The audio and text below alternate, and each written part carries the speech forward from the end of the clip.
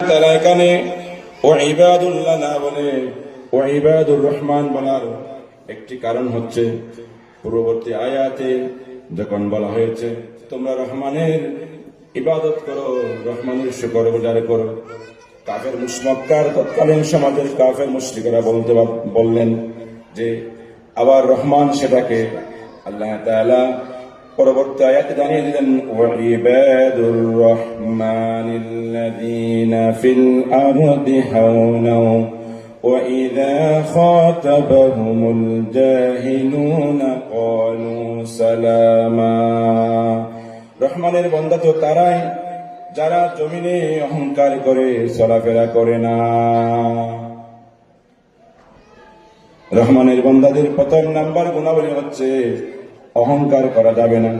অহংকার করলে আল্লাহ তাআলা পূর্ববর্তী যারা অহংকার করেছে আল্লাহ তাআলা তাদেরকে ধ্বংস করেছে, ঠিক কিনা? অহংকার করেছে ফেরাউন, ধ্বংস করেছে মূসাকে পাঠিয়ে। অহংকার করেছে নমরুদ, ধ্বংস করেছে আল্লাহ তাআলা ইব্রাহিম আলাইহিস সালামকে পাঠিয়ে। বাংলার এই জমিনেও কিছু কিছু দল অহংকার করেছে। অহংকার করে বাংলাদেশের সংসদে দাঁড়িয়ে বলেছিল, দেশের সংসদে দাঁড়িয়ে পবিত্র জায়গায় অহংকার করে বলেছিল আমাদেরকে পরাজিত করার কোন শক্তি বাংলাদেশে নাই, ঠিক কিনা? আজকে তারা কোথায়? অহংকার করে বলেছিল আমরা তো পালিয়ে যাই না। আলহামদুলিল্লাহ 5 আগস্টের পরবর্তী সময়ে পালালেন, এমন ভাবে পালালেন যেন আর ঘরে ফিরে আসতে না পারে, ঠিক কিনা? বাংলাদেশের তৌহিদি জনতা 5 আগস্টের আগে আমরা দেখেছি তাদের অহংকারের কারণে আমরা রাস্তাঘাটে কথা বলতে পারি নাই, আলেম ওলামারা মঞ্চে উঠে কথা বলতে পারে না, ঠিক কিনা? আমাদেরকে কথা বলতে দেয় নাই। কথা বলার আগে আমরা যখন জুমায় খুতবা দিতে দাঁড়াই সিলেট দেওয়া হয়, রাজনৈতিক আলাপ করা যাবে না। বলেন তো, রাজনৈতিক আলাপ কি আমি আমার ঘর থেকে করি, আমার বাবার কিতাব থেকে করি, আমার নেতার কিতাব থেকে করি, না কোরআন থেকে করি? কোরআন থেকে করি। তাহলে কোরআন থেকে কথা বললে যাদের গায়ে লাগে তারা সবাই আবু জেহেলের পেটাত্তা, নমরুদের পেটাত্তা, ফেরাউনের পেটাত্তা, ঠিক কিনা বলেন? আজকে দুর্ভাগ্যবশত বলতে হচ্ছে আমাদের এই দলটাও কিছু নমরুদের, আবু জেহেলের উত্তরসূরিরা এখনো আছে না নাই? তারা আজকে এই মাহফিলে এসে উচ্ছৃঙ্খল কথা বলতে সাহস করেছে। কোন সাহসে? তাদেরকে বলতে চাই সাবধান হয়ে যান। আমি ঘোষণা করতে চাই তৌহিদি জনতাকে সামনে নিয়ে সাবধান হয়ে যান। কোরআনের মাহফিলে যারা উচ্ছৃঙ্খল কথা বলার চেষ্টা করবেন তাদের পরিণতি হবে ভয়ঙ্কর। অহংকার করা যাবে না। কিসের অহংকার করেন? কিসের অহংকার করেন আপনারা? আল্লাহ তাআলা পবিত্র কোরআনে বলেছেন লা তামশি ফিল আরদি মারাহা, তোমরা জমিনে অহংকার করে চলাফেরা করো। আর আমরা ক্ষমতার বড়াই করি, আমরা ক্ষমতার বড়াই করি, আমরা ক্ষমতার বড়াই করে পার্লামেন্টে দাঁড়িয়ে অবৈধ সংসদ, অবৈধ আইন পাস করে ট্রাইব্যুনাল গঠন করে আলেম ওলামাকে নির্যাতন করেছে, ঠিক কিনা? কি দোষ করেছিল আমাদের মুসলিম জনতার রেডিও স্পন্দন আল্লামা দেলোয়ার হোসেন সাঈদী? কি অপরাধ করেছিল? শুধু একটাই অপরাধ, কোরআনের কথা বলেছে, সেটাই তার অপরাধ। কোরআনের কথা বলেছে, 13টা বছর নির্যাতন করেছে। 13টা বছর নির্যাতন করার পরে জুডিশিয়াল কিলিং এর মাধ্যমে তাকে হত্যা করা হয়েছে, ঠিক কিনা? বাংলার মানুষ সেই হত্যাকাণ্ডের বিচার করে তারপরে আমরা ইনশাআল্লাহ করে ফিরবো, ঠিক কিনা? রাজি আছেন কিনা আপনারা? অহংকার করবেন না ভাইয়ের আমার, অহংকার করা যাবে না। আল্লাহ তাআলা আমাদেরকে অহংকার মুক্ত জীবন যাপন করতে বিধান করে বলি আমিন। অহংকার করে বেশি দিন টিকে থাকা যায় না। অহংকার করে বড়জোর কয়েকটা দিন পৃথিবীর জমিনে টিকে থাকা যায়, কিন্তু কাল কিয়ামতের কঠিন মুসিবতের সময় যখন আমাকে আপনাকে আল্লাহর কাঠগড়ায় দাঁড়াতে হবে, সেদিন আল্লাহ তাআলা আমাদের জন্য আমাদের আমলনামা দিয়ে আল্লাহ তাআলা বলবেন ইকরা কিতাবাকা কাফা বিনাফসিকাল ইয়াউমা আলাইকা হাসিবা। পড়ো তুমি তোমার কিতাব। এখন আমার কিতাব যখন আমি সামনে নেব, আমার আমলনামা যখন আমি সামনে নেব, সে আমলনামায় দেখা যাবে আমার জীবনটা বলে ভরা। সে আমলনামার সামনে নিয়ে দেখা যাবে আমার জীবনটা অহংকারে পরিপূর্ণ। আমি অহংকার করতে করতে আল্লাহর খোদাই মসনদ পর্যন্ত, মসনদ নিয়ে পর্যন্ত আমি অহংকার করেছি, ঠিক কিনা বলে? এমন কিছু কুলাঙ্গার আছে বাংলার জমিনে যারা বলেছে নারে তাকবীর কোন স্লোগান হতে পারে না, এরকম কথা বলেছে কিনা বলেন তো? নারে তাকবীর কি আমার বলার স্লোগান নাকি আল্লাহর দেয়া স্লোগান? এটা কার দেয়া স্লোগান? আল্লাহর দেয়া স্লোগান। হৃদয়ের সমস্ত শক্তিটুকু উজাড় করে আমরা সকলে বলি লিল্লাহি তাকবীর, আল্লাহু আকবার, লিল্লাহি তাকবীর, আল্লাহু আকবার। অহংকার কোন মানুষের তার অহংকার সাজে না। আল্লাহ তাআলা বলেছেন যে অহংকার করবে তাকে দুনিয়াও অপদস্থ হবে, আখিরাতে কি হবে? অপদস্থ হবে। হয়েছে কিনা? যুগে যুগে হয়েছে, আরো হবে ইনশাআল্লাহ। আল্লাহ তাআলা আমাদেরকে সকলকে অহংকার মুক্ত জীবন যাপন করার তৌফিক দান করে বলে আমিন। রহমানের বান্দাদের দ্বিতীয় নাম্বার যে গুণাবলী সেটা হচ্ছে وَإِذَا خَاطَبَهُمُ الْجَاهِلُونَ قَالُوا سَلَامًا। যখন কোন মূর্খরা, যখন কোন জ্ঞান পাপীরা কোন বিষয় নিয়ে রহমানের বান্দাদের সাথে ঝগড়ায় লিপ্ত হয়, তারা বলে সালাম, আমরা তোমাদের থেকে দূরত্ব অবস্থান করি। কোন বিষয় নিয়ে অহেতুক ঝগড়া করা যাবে না, নাকি যাবে? এখন আছে কিছু কিছু মানুষ আমাদের সমাজে দেখা যায়, এখানে আছে কিনা জানি না, টাউনে বিশেষ করে শহরে বন্দরে এই জিনিসটা এখন বেশি হয়েছে, যে হাত কোথায় বাঁধবে, নাভির নিচে না নাভির উপরে, সিনায় না। আচ্ছা বলেন তো, উম্মার এই দুর্দিনে হাত কোথায় বাঁধবে, কি করবে না করবে, এটা কি মূল বিষয়? না। এটা কি ফরজ? হাত বাঁধা কি ফরজ না সুন্নাত? যার যেখানে ইচ্ছা। আমরা হানাফি মাসলাক অবলম্বন করি। হানাফি মাসলাকের যিনি ইমাম, ইমাম আযম আবু হানিফা রাহমাতুল্লাহ আলাইহি, তিনি গবেষণা করেন। সমস্ত ইমামেরা তাকে উপাধি দিয়েছেন ইমাম আযম আবু হানিফা রাহমাতুল্লাহ আলাইহি। কিছু দুই এক পৃষ্ঠা বাংলা কিতাব পড়ে কিছু কিছু মানুষ বলে যে আবু হানিফা হাদিসের বেশি বেশি জানতেন না। নাউযুবিল্লাহি মিন যালিক, নাউযুবিল্লাহি মিন যালিক। ইমাম আযম আবু হানিফা রায় দিয়েছেন যে আমার মাসলাকে, আমার মাযহাবের পুরুষেরা হাত বাঁধবে নাভির নিচে, মেয়েরা বাঁধবে সিনা। এই বাঁধলে তো হয়ে গেছে, এখন এটা নিয়ে ঠেলাঠেলি। এক জায়গায় নামাজ পড়লাম, মসজিদের সামনে দেওয়ালে লেখা দেওয়া হয়েছে যে যারা বুকে হাত বাঁধবেন আমিন জোরে বলবেন, তারা এই মসজিদে নামাজ পড়বেন না। আছে না এরকম কিছু? বলেন তো, এরকম অহেতুক অনর্থক, যেটা ফরজ নয়, ওয়াজিব নয়, সুন্নাত নয়, মুস্তাহাব একটা বিষয় নিয়ে ঝগড়া করার কোনো দরকার আছে? নাই। কারণ মুসলিম উম্মাহ এখন যেখানে আছে, মুসলিম উম্মাহ সবচাইতে বেশি মারাত্মক অবস্থায় আছে, তার একটা কারণ, সেটা কি জানেন? আমরা কোরআন থেকে দূরে সরে পড়ছি। কোরআনকে আমরা কি করেছি? মাহাদুর বানিয়ে ফেলেছি। বানাই নাই? সমাজে একটা পরিসংখ্যান চালালে দেখা যাবে যে 95% মানুষ কোরআন পড়তে জানে না, জানে না। যখন কোন মুরব্বীকে নামাজ পড়তে বলা হয়, আসেন নামাজ পড়তে আসেন, আযান দেওয়া হয়, নামাজ পড়তে ঢুকেন। একদিন একটা মুরব্বীকে ধরলাম যে আপনি নামাজ পড়তে ঢুকেন না কেন? বলে যে আমি নামাজে গিয়ে পড়বো কি, 80 বছর হায়াত কেটে ফেলেছি, কোরআন তো পড়তে জানি না, কোরআন পড়তে জানি না।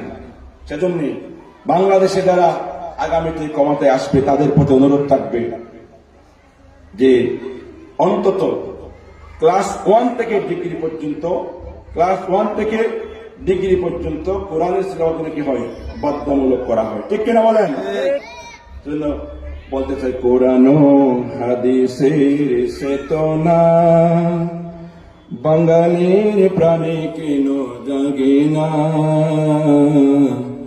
স্কুল কলেজে রাঙ্গিনায় মদিনার ফুল কেন ফুটে না, কোরআন ও হাদিসের চেতনা বাঙালির প্রাণে কেন জাগে না,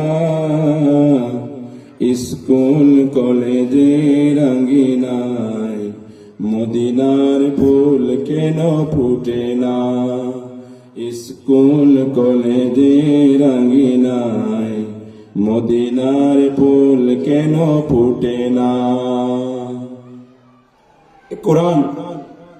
কোরআন যখন আপনি পড়বেন, আপনি যখন কোরআনকে পড়াশোনা শুরু করবেন, দেখবেন সমাজে অনর্থক কোনো কথা নিয়ে ঝগড়া হবে না, অনর্থক কোনো কথা নিয়ে মানামানি হবে না, মানুষে মানুষে হানাহানি হবে না।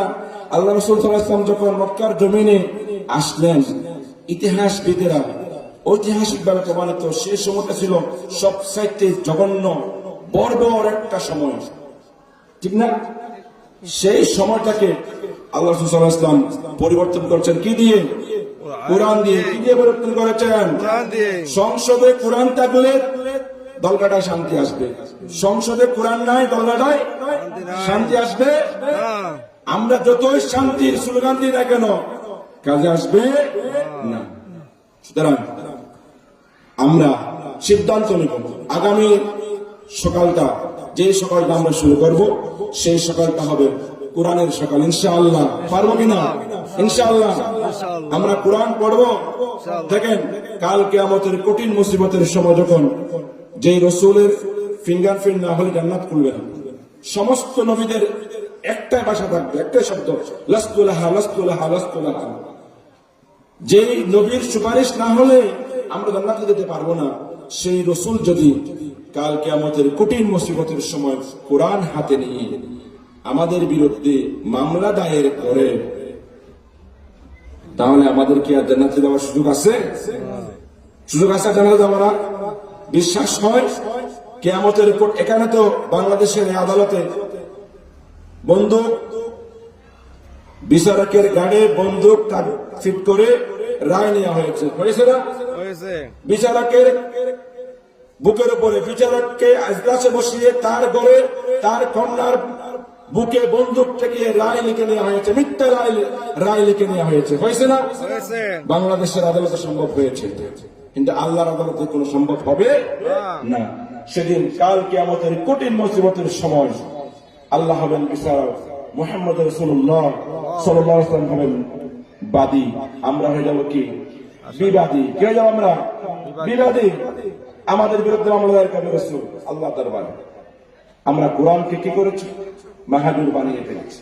কোরআনকে আমরা করেছি কি শুধু মানুষ একটা মারা গেল তার সামনে বসিয়ে কোরআন পড়তাম।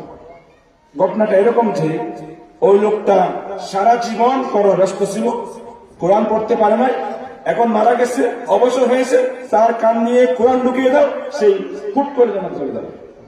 এরকম না?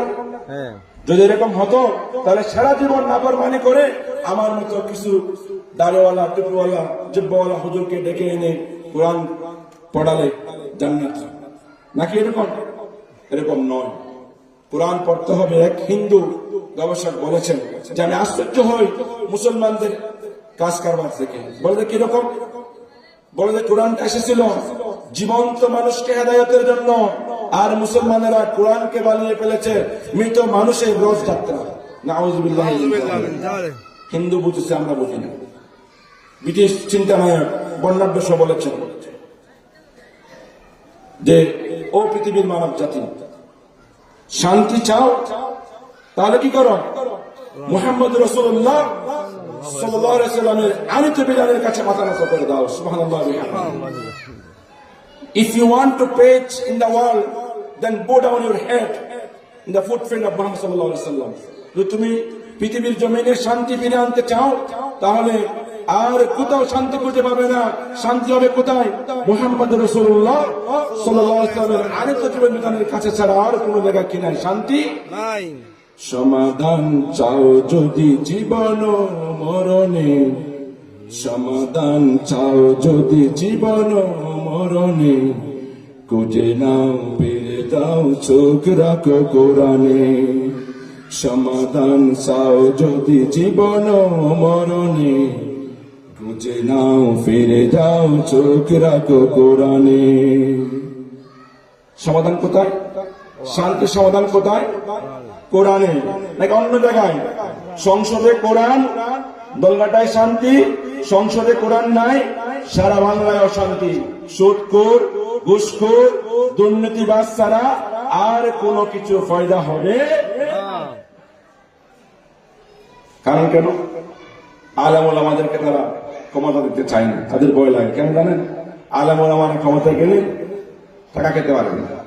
এমন অনেক আলেম চেয়ারম্যান দেখেছি, রাস্তার কাজ শেষ করার পরে নির্দিষ্ট পরিমাণ সেই বরাদ্দকৃত টাকা, অবশিষ্ট টাকা টিউন মহোদয়ের কাছে ফেরত দিতে গিয়েছে। টিউন মহোদয় বলছেন যে এটা কিসের টাকা? বলে যে এটা আপনি যে রাস্তার জন্য বরাদ্দ দিয়েছেন সেই রাস্তার অবশিষ্ট টাকা ফেরত দিচ্ছি। বলে আমি নিতে পারবো না। বলতে আমি টাকা করবো কি? একজন আলেমকে সংসদে পাঠান, আলেমকে ক্ষমতায় বসান, দেখবেন সব কানে শুধু শান্তি আর শান্তি, শান্তি আর শান্তি। ঠিক না বেটি? আসুন আমরা অনর্থক বিষয়, যেটা ইসলামের সৌন্দর্য নষ্ট করে, এমন কোন বিষয় নিয়ে আমরা অনর্থক বাড়াবাড়ি করবো না। আল্লাহ তাআলা আমাদেরকে বোঝার তৌফিক দান করে বলে আমিন।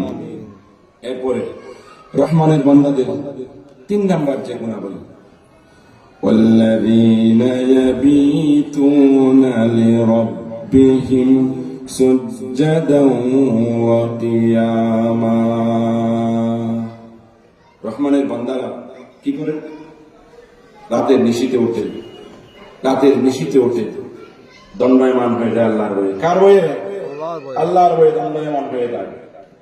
কারণ কেন? গভীর রজনীতে যখন পৃথিবী নীরব স্তব্ধ একেবারে, তখন আপনি উঠলেন ঘুম থেকে। একেবারে বিশুদ্ধ সনদে ইমাম বুখারী হাদিস রওয়ায়াত করেছেন যে মুমিনদের জন্য প্রতি রাতে কি শবে বরাত, ঠিক না? প্রতি রাতে শবে বরাত। আল্লাহ তাআলা প্রত্যেক রাতে পৃথিবীর নিকটবর্তী আসমানে এসে কি হয়? অবতীর্ণ হয়, ডাক মারে। 5 ওয়াক্ত নামাজের জন্য কি আছে? মুয়াজ্জিন আছে, আছে না? 5 ওয়াক্ত নামাজের আযান দেখে, ডাক দেখে মুয়াজ্জিন। আর রাতের নিশিতে উঠে আমরা যে তাহাজ্জুদ আদায় করি, সেই তাহাজ্জুদের নামাজের ডাক দেখে আল্লাহ সুবহানাল্লাহি ওয়া বিহামদিহি। আপনি যতই যন্ত্রণায় থাকেন, যতই কষ্ট থাকেন, যতই দুঃখ থাকেন, সব কিছু পেশ করেন কার কাছে? আল্লাহর কাছে। রাতের নিশিতে উঠে যখন আপনি হাত তুলবেন আল্লাহর কাছে, আল্লাহ তাআলা ফেরেশতা পাঠাবেন, ও আমার ফেরেশতারা, গোটা দলগাটার মানুষ গভীর ঘুমে নিমগ্ন, একজন মানুষ ঘরে দাঁড়িয়ে শীতের এই কনকনে শীতে উজু করে একজন মানুষ গুনগুন করে কি জানি বলে, আমার ফেরেশতারা তোমরা যাও, তোমরা গিয়ে দেখে এসো আমার বান্দা কি বলে। আল্লাহকে শুনে না কি বলে? ফেরেশতাদেরকে পাঠায় কেন? সাক্ষী রাখে। কি রাখে? সাক্ষী রাখে। ফেরেশতারা আসলো, আসার পরে দেখলো যে এক লোক কনকনে শীতে ঠান্ডা পানি দিয়ে উজু করার পরে 2 রাকাত নামাজ পড়ার পরে আল্লাহর কাছে হাত তুলেছে। আল্লাহ, দুনিয়ার কারো কাছে হাত না পেতে, দুনিয়ার কোন রাজা, কোন বাদশা, কোন মন্ত্রী, কোন প্রেসিডেন্ট, কোন চেয়ারম্যান কারো কাছে হাত না পেতে তোমার কাছে হাত পেতেছি। আল্লাহ, আল্লাহ তুমি আমাদের জীবনের সমস্ত গুনাহ মাফ করে দাও। আল্লাহ তুমি আমাকে জাহান্নামের আযাব থেকে বাঁচাও, আমাদেরকে জান্নাত দান করো। ফেরেশতারা গিয়ে আল্লাহকে রিপোর্ট করে, আল্লাহ তোমার বান্দা গভীর রাতে উঠে 2 হাত তুলে চোখের পানি ফেলে ফেলে বলে, আল্লাহ জাহান্নামের আযাব থেকে আমাদেরকে বাঁচাও, আমাদেরকে জান্নাত দান করো। হাদিস শরীফে বলা হয়েছে, যে ব্যক্তি সকাল সন্ধ্যায় তিনবার জান্নাত চাইবে, জাহান্নাম থেকে ফানা চাইবে, জাহান্নাম আল্লাহর কাছে ডাক মেরে বলে, ও আল্লাহ তাআলা, তোমার এই বান্দাকে আমার পেটে দিও না, কারণ তোমার এই বান্দা হাতের নিশিতে উঠে চোখের পানি ফেলে ফেলে জাহান্নামের আযাব থেকে ফানা চেয়েছে। আল্লাহু আকবার। জাহান্নাম ডাক মেরে আল্লাহর কাছে বলে, ও আল্লাহ, তোমার এই বান্দাকে জাহান্নামে দিও না। ফেরেশতারা আল্লাহর কাছে যায়, আল্লাহর কাছে গিয়ে বলে, আরে আল্লাহ তাআলা, আপনার বান্দা দুহাত তুলে চোখের পানি ফেলে ফেলে আপনার কাছে ফানা চায়, আপনার কাছে গণিত গুনাহের জন্য চোখের পানি ফেলে আর জাহান্নাম থেকে ফানা চায়। ফেরেশতাদেরকে আল্লাহ তাআলা বলে, ও আমার ফেরেশতারা, তোমরা জাহান্নাম দেখেছো? দেখেছি। জান্নাত দেখেছো? দেখেছি। বলে যে আমার বান্দা জাহান্নাম দেখেছে? দেখে নাই। জান্নাত দেখেছে? দেখে নাই। বলে যে না দেখে, আমার রাসূলকে না দেখে, আমার জান্নাতকে না দেখে, আমার জাহান্নামকে না দেখে, আমাকে না দেখে, আমার রাসূলের কথার উপর বিশ্বাস করে রাতের নিশিতে উঠে চোখের পানি ফেলে ফেলে আমার কাছে জাহান্নাম থেকে ফানা চাই, তুমি আমার বান্দাকে দিয়ে বলে এসো, আমি আমার বান্দার জীবনের সকল গুনাহ মাফ করে দিয়েছি। সুবহানাল্লাহ। এখন আসেন, আমি আপনি 5 ওয়াক্ত নামাজ জামাতে পড়তে পারছি কিনা? 5 ওয়াক্ত নামাজ যদি জামাতে পড়তে না পারি, তাহলে আমাদের জন্য তাহাজ্জুদের নামাজ পড়াটা আরো কঠিন সে কঠিন হয়ে যাবে, ঠিক কিনা? ফজরের নামাজের সময় যদি আপনার ঘুম ভাঙে, ফজরের আযানের সময় যদি আপনার ঘুম ভেঙে যায়, তাহলে বুঝতে হবে আল্লাহ তাআলা আপনার উপরে আপনাকে ফজরের নামাজ পড়ার জন্য সুযোগ করে দিচ্ছে, আপনার উপরে আল্লাহর রহমত নাযিল হচ্ছে। দুর্ভাগ্যের বিষয় হলো সত্য, যুবক ভাইয়েরা সারা রাত মোবাইল টিপাটিপি করার পরে মোবাইলে অশ্লীলতা, অশ্লীল বেহায়াপনা দৃশ্য দেখে দেখে সারাটা রাত কাটিয়ে দেয়, ফজর হলে ঘুমিয়ে যায়, ফজরের নামাজে আর জামাতে শামিল হতে পারে না। মুসলিম শরীফের হাদিস, রাসূলুল্লাহ সাল্লাল্লাহু আলাইহি ওয়াসাল্লাম ইরশাদ করেছেন, যে ব্যক্তি ফজরের নামাজ জামাত আদায় করে সে আল্লাহর জিম্মায় চলে যায়। সুবহানাল্লাহ ওয়া বিহামদিহি। সুতরাং আমরা এখন ফজরের নামাজ জামাতে পড়তে পারি না, পারে না। মসজিদের দৃশ্য দেখা যায়, মুরব্বীরা কারা? মুরব্বীরা। দরকার ছিল কাদের? যুবকদের। মসজিদ যাওয়ার দরকার ছিল কাদের? যুবকদের মসজিদ যাওয়ার দরকার ছিল। বাংলার এই জমিনে ইসলাম প্রতিষ্ঠা করেছে, ইসলামের পতাকা নিয়ে এসে সর্বপ্রথম কে? একজন যুবক। কত বছর বয়স? 17 বছর। ইখতিয়ারউদ্দিন মোহাম্মদ বখতিয়ার খিলজি 17 বছর বয়সে 17 জন সৈন্য নিয়ে, কয়জন? 17 বছর বয়সে 17 জন সৈনিক নিয়ে নারায়ে তাকবীর স্লোগান দিয়ে বাংলার এই জনপদের তৎকালীন রাজা লক্ষণ সেনকে পরাজিত করে নদীতে কি করেছে? ফেলে দিয়েছে। কিসের স্লোগান? নারায়ে তাকবীরের স্লোগান। আগে কিছু কলঙ্গার আমাদের দেশে আছে না, নারায়ে তাকবীর স্লোগান শুনলে তাদের কলিজা কি হয়ে যায়? কম্পন শুরু হয়ে যায়, ঠিক না? সুতরাং আসুন যুবক ভাইরা, শপথ গ্রহণ করে যদি আজকের এই মাহফিলের প্যান্ডেলে বসে শপথ নিতে পারি যে ইনশাআল্লাহ আগামী কাল থেকে আমরা 5 ওয়াক্ত নামাজ জামাতে পড়ব, তাহলে আজকের মাহফিল সফল। যদি শপথ দিতে না পারি, তাহলে এইরকম মাহফিল 1000টা করলে কোনো লাভ হবে না।